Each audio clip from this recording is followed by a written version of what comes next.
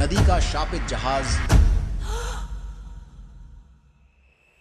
नदी का रहस्य।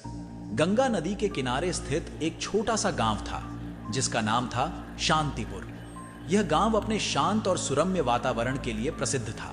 हर साल यहाँ एक भव्य नाव उत्सव मनाया जाता था जिसमें दूर दूर से लोग भाग लेने आते थे। इस उत्सव में विभिन्न प्रकार की रंग बिरंगी नावों की प्रतियोगिताएं होती थीं, लेकिन इस साल कुछ अजीब होने वाला था।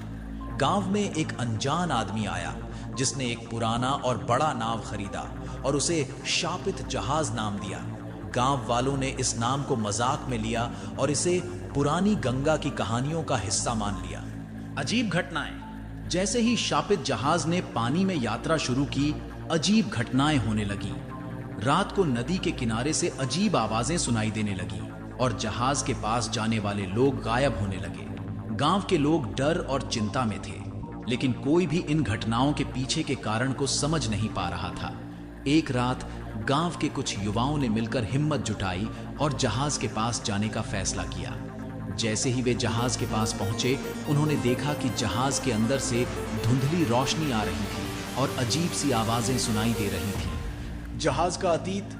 युवाओं ने जहाज के अतीत की खोजबीन की और पाया कि यह जहाज एक समय में एक धनी व्यापारी का था जिसने इस जहाज का उपयोग अपने व्यापार के लिए किया था।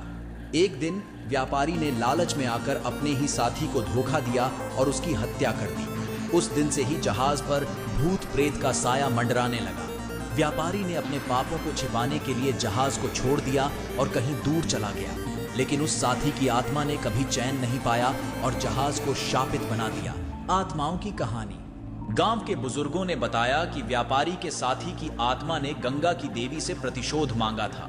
देवी ने उसकी आत्मा को शापित जहाज पर बांध दिया और वह आत्मा हर रात अपने बदले की आग में जलती रहती है। उस दिन से लेकर आज तक जो भी इस जहाज पर चढ़ता है वह गायब हो जाता है।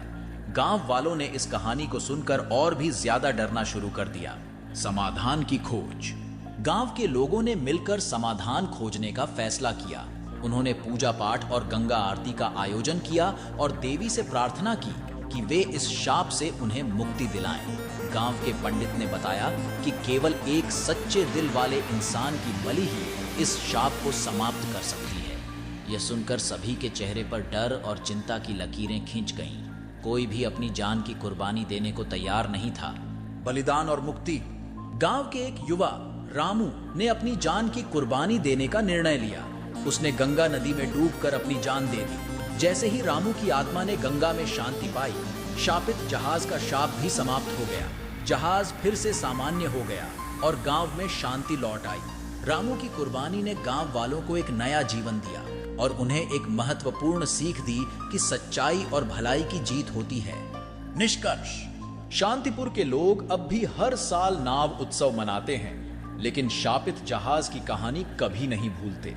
यह कहानी हमें याद दिलाती है कि लालच और धोखे का अंत हमेशा बुरा ही होता है और सच्चाई और भलाई की जीत होती है। शापित जहाज अब भी गंगा के किनारे खड़ा है, लेकिन अब वह सिर्फ एक साधारण जहाज है जो उस गांव की वीरता और बलिदान की कहानी कहता है।